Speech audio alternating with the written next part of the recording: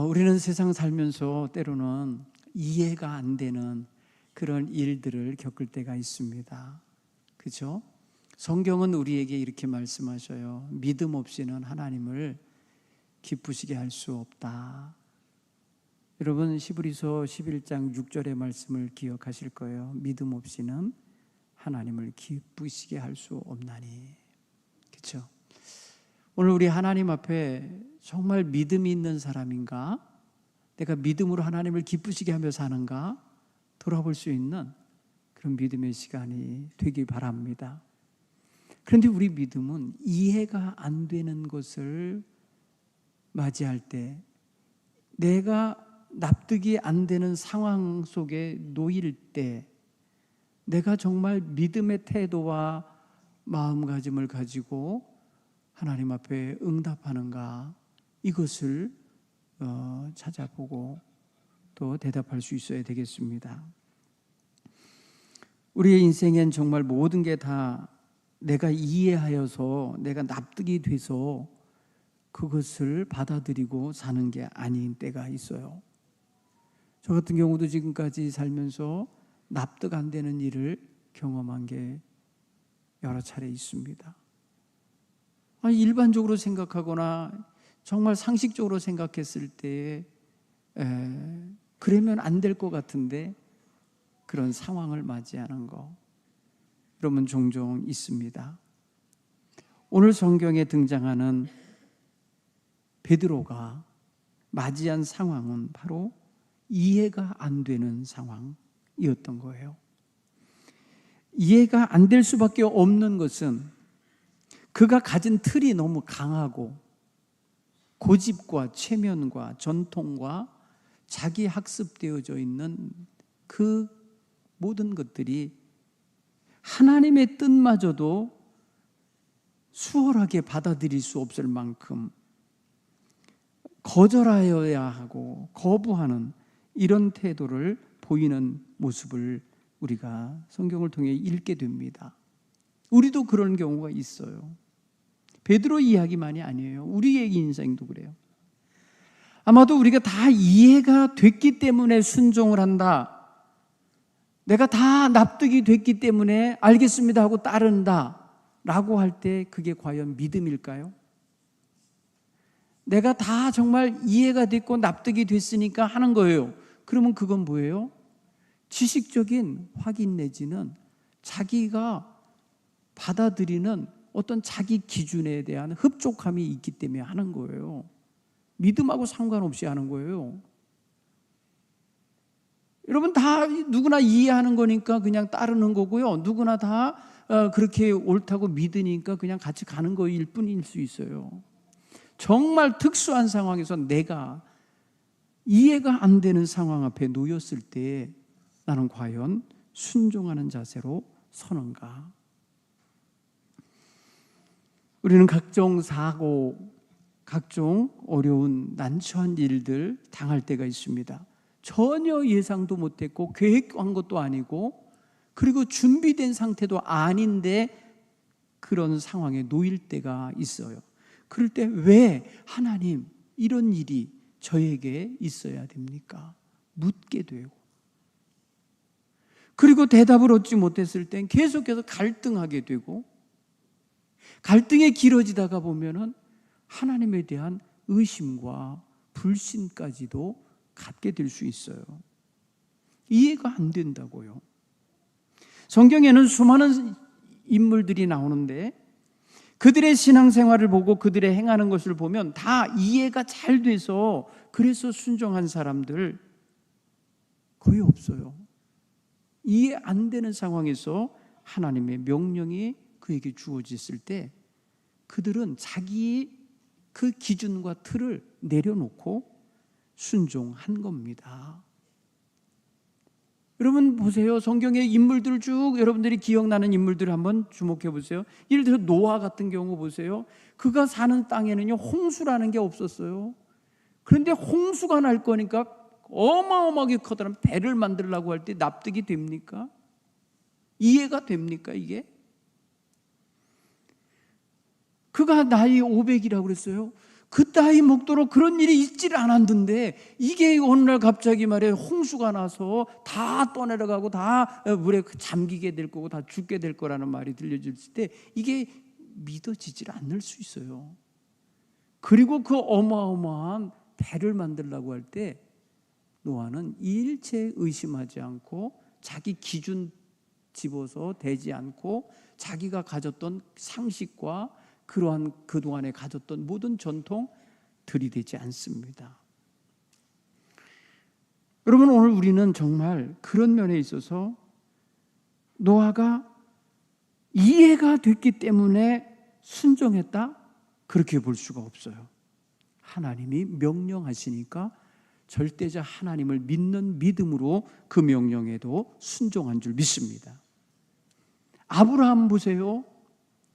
100살에 겨우 아들 주셔놓고는 나중에 그 아들 좀 자라니까 네 아들 내게 바쳐라, 네 아들을 내게 산제물로 바치라는 거예요. 번제로. 이게 이해가 됩니까? 이게 납득이 되는 문제예요? 아브라함은 거기에 대하여 하나님 왜 그러시는 거냐고 항의하지 않습니다. 이게 납득이 안 됩니다. 납득을 시켜주세요. 이게 뭡니까? 라고 묻지도 않아요. 하나님이 명령하셨을 때 그는 설명을 요구한 것이 아니라 순종한 것입니다. 말씀대로 진행했다는 것이죠. 네. 물론 처음엔 사람들이 막 자기의 기준을 가지고 따져 묻기도 해요. 네, 따져 묻기도 해요. 그럼에도 불구하고 결국은 하나님이 하시겠다 하신 계획에 대하여 믿음으로 순종하는 경우를 보게 돼요. 사랑하는 성도 여러분, 오늘 우리는 믿음으로 납득이 돼야만 그것을 행하는 그런 자세, 곧 이성과 판단과 합리적인 상황 조건이 딱 들어맞아야 한다. 그거는요, 세상에 믿음 없는 사람들도 그렇게 해요. 세상에 믿음 없는 사람들도 그 논리를 갖고 살아요. 우리는 하나님 백성인데, 우리가 하나님 백성이면 그런 논리와 그런 합리적인 이성의 결론이 쫙 났을 때 그때서야 그거 하겠다 그런다고, 그는 믿음의 태도라기보다는 자기 주관의 태도가 강합니다. 그러면 믿음으로 나가는 순종은 뭐겠어요?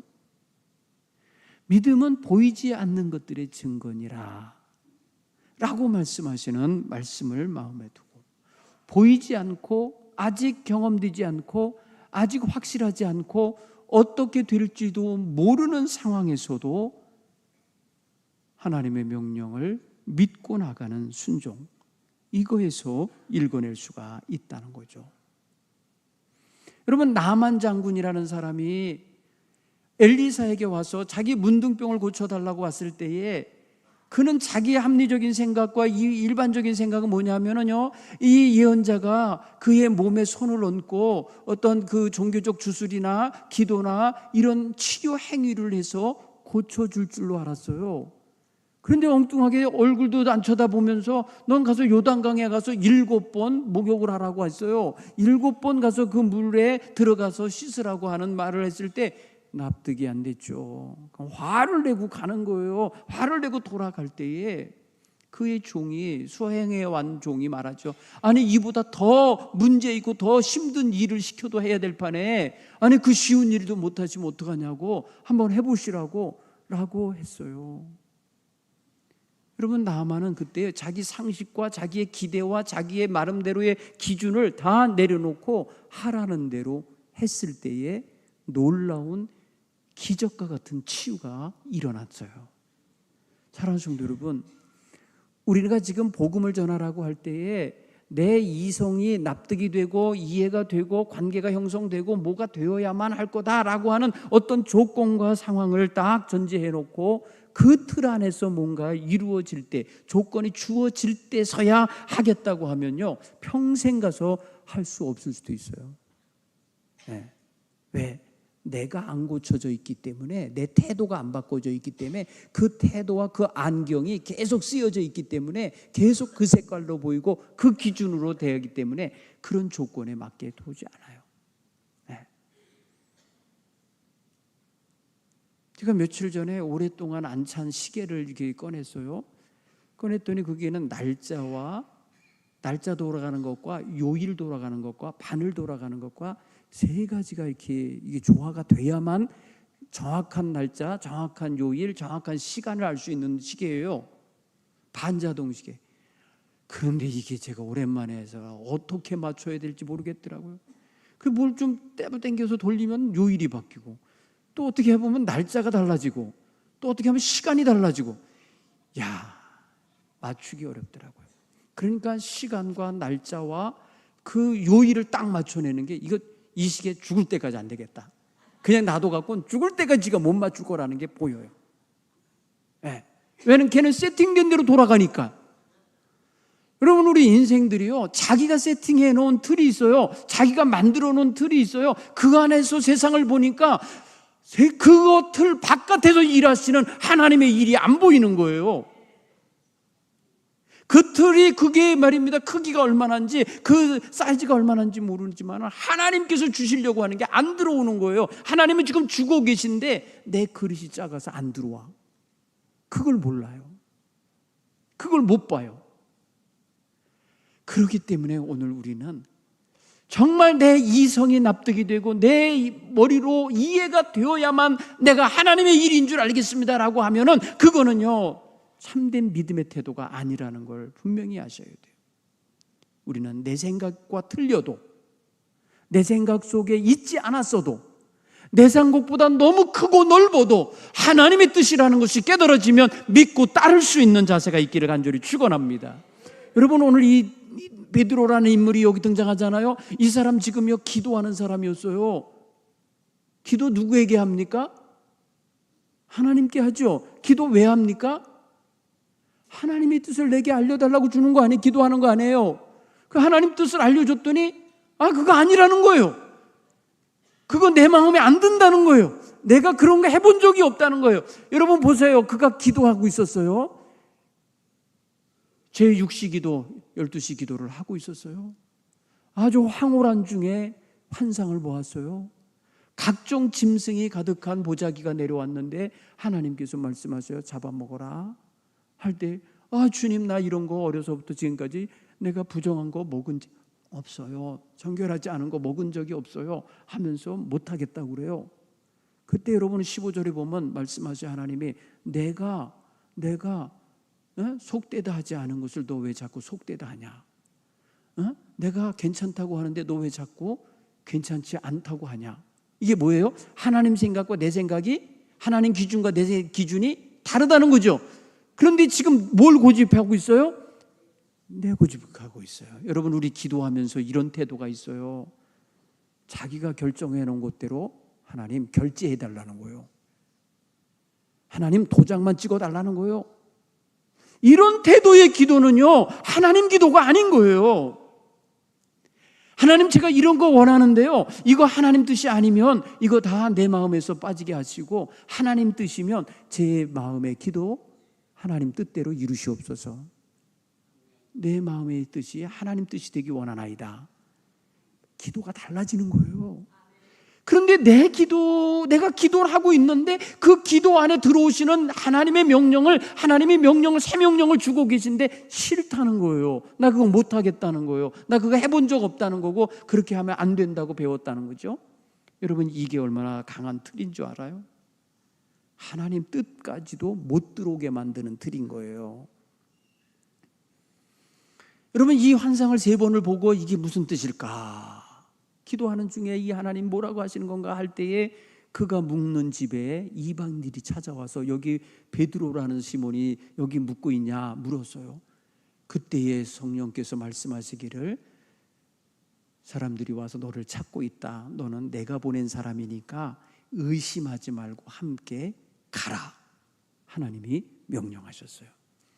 여러분, 보자기에 쌓여 있었던 거는 정말 짐승들이라서 각종 짐승들, 그 갑종 짐승들 속에는 부정한 짐승도 있었던 건가 봐요. 그러니까 먹지 않았다고, 나 먹기 싫다고 표현한 거 아니겠어요? 그런데 지금 그를 찾아온 사람이 누구냐? 이방인들이에요. 그런데 하나님이 뭐라 그래요? 내가 보낸 사람들이라고 그러셨어요. 이방인이라 말씀하시지 않고 내가 보낸 사람들이니 너는 의심하지 말고 그들을 따라가라, 명령이 주어진 거예요. 여러분 보세요.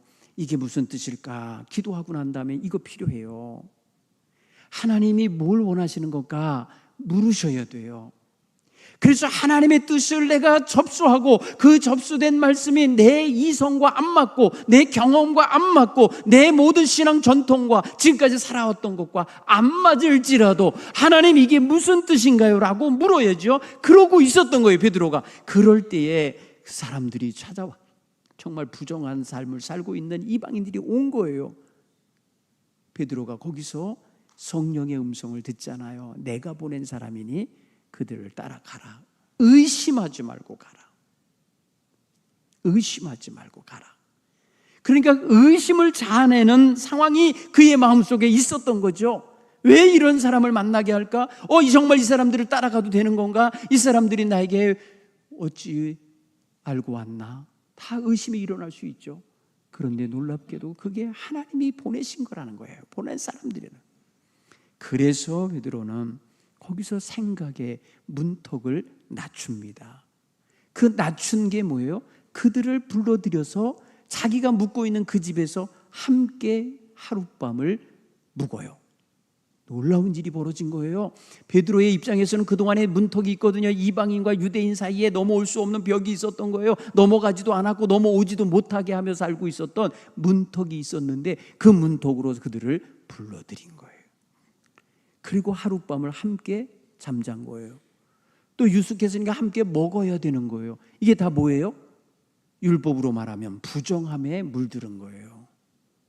그런데 그는 뭐라고 그래요? 하나님께서 내가 보낸 사람들이니 넌 의심하지 말고 가라고 했기에 그들을 먼저 불러들여서 아마도 확인했을 거예요. 왜 왔는지, 어디서 왔는지, 어떻게 왔는지 다 물었을 거예요. 그랬더니 대답해요. 정말 내 주인이 백부장 고넬료가 경건한 사람인데 하나님께 기도하던 날 기도 시간에 주의 천사가 나타나서 그에게 당신을 초대하여 말씀을 들으라고 했다고 하시며 우리를 보내서 왔습니다 라고 말한 거예요. 다 이방인이에요. 그러니까 더 의심이 생기는 거예요. 도대체 이게 무슨 일이 벌어지고 있는 건가? 그래 일단은 가자니까 따라서 갈 때에 그의 주변에 여러 형제들이 함께 따라갔다 그래서 요바에서 온 형제들이란 단어는 굉장히 그들이 친밀한 관계를 갖는 유대인 공동체 일원일 거예요. 같이 갔어요. 가서 보니까 그 집에 놀라운 일이 벌어지고 있는 거예요. 이방인이 가득 차 있어요, 그 집에. 그리고 자기를 초대한 고넬료라는 사람이 자기 앞에 와서 무릎을 꿇고 엎드려서 경배하며 맞이하는 거예요. 여러분 거기에서 엎드려 절하니라 라는 말은요 예배하니라 이런 거와 같은 거예요. 경배하는 거와 같은 거예요. 그러니까 베드로가 깜짝 놀라서 나도 사람이다, 나도 사람이니 일어나라 하고 자기에게 경배하지 못하게 하잖아요.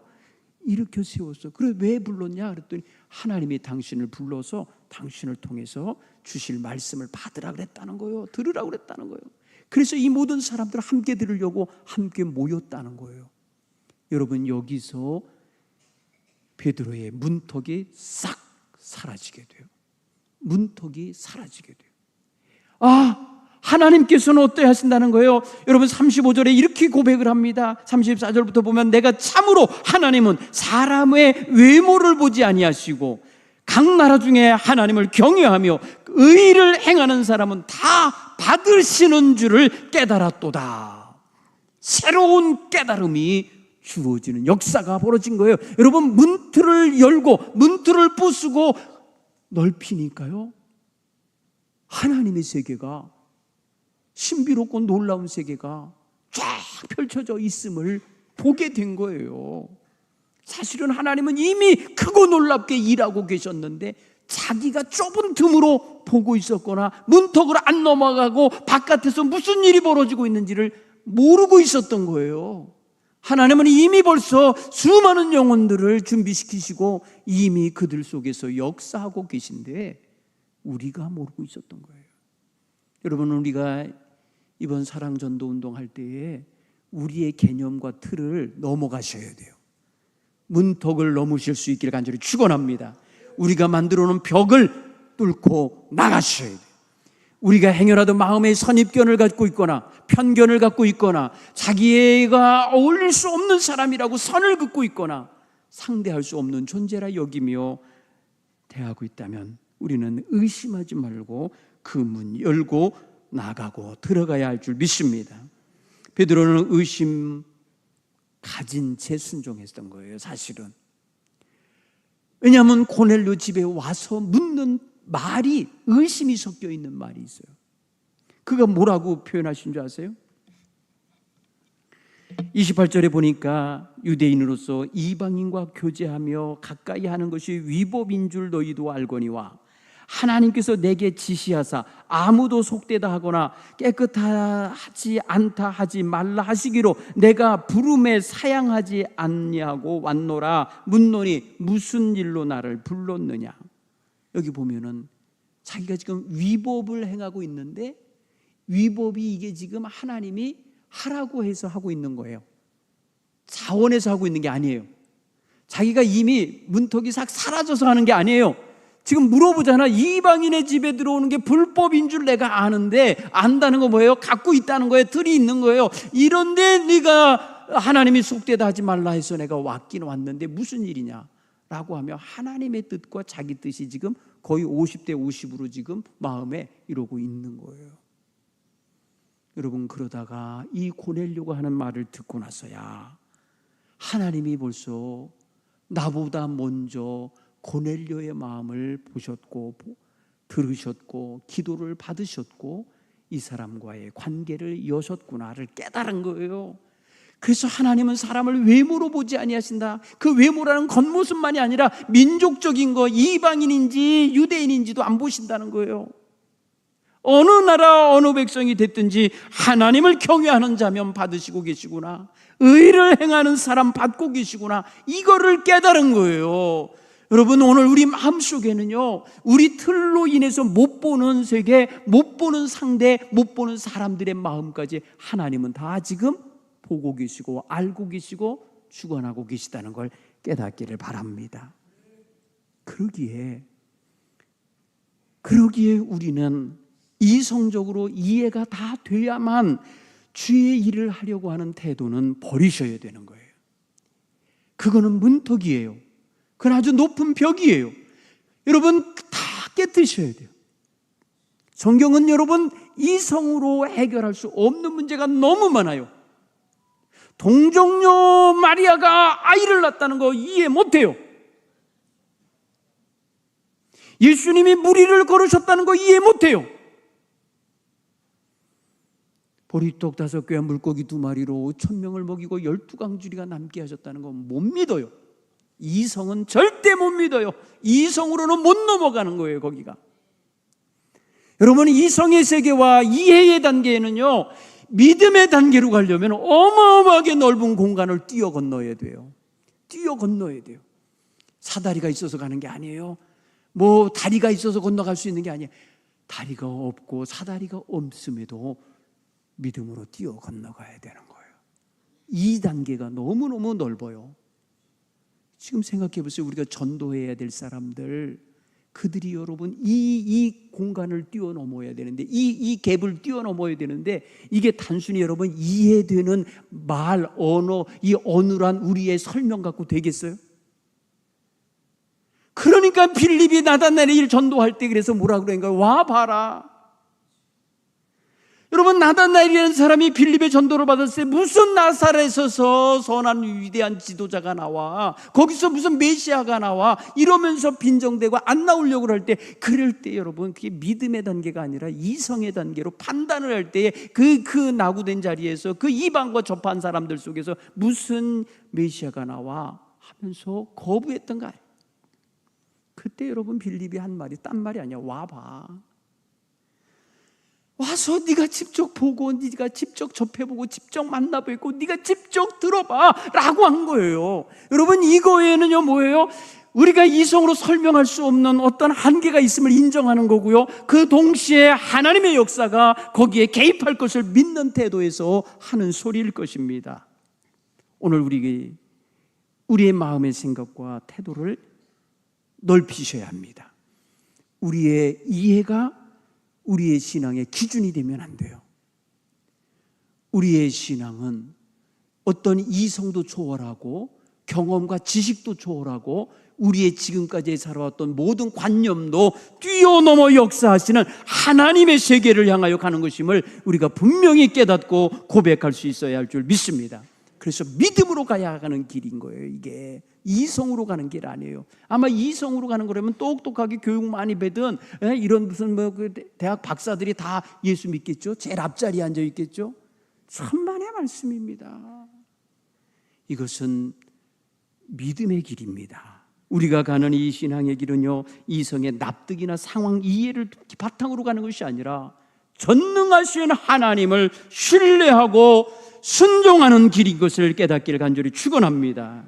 오늘 우리 내 판단을 중심으로 살지 말고 하나님의 뜻을, 하나님의 역사를, 하나님의 인도하심을 중심하여 살아갈 수 있는 믿음의 사람들이 다 되시길 바랍니다. 이렇게 순종할 때 놀라운 신비의 세계가 열리는 것입니다. 오늘 베드로 앞에 열린 이 고넬료 집안에서 벌어진 일은요, 성령 충만한 역사였어요. 이방인에게 자기들과 동일한 성령이 임할 거라고는 상상도 못했어요. 그런데 그런 역사가 일어나고 그들이 회개하고 자복하고 그들이 하나님 앞에 바로 서기를 결단할 때에 바로 세례를 주어서 그리스도인이 되게 하고 있다는 사실입니다. 사랑하는 성도 여러분, 오늘 저와 여러분의 삶 속에 개입하셔서 일하시는 성령님, 하나님의 역사는 우리의 생각보다 크십니다. 넓으십니다.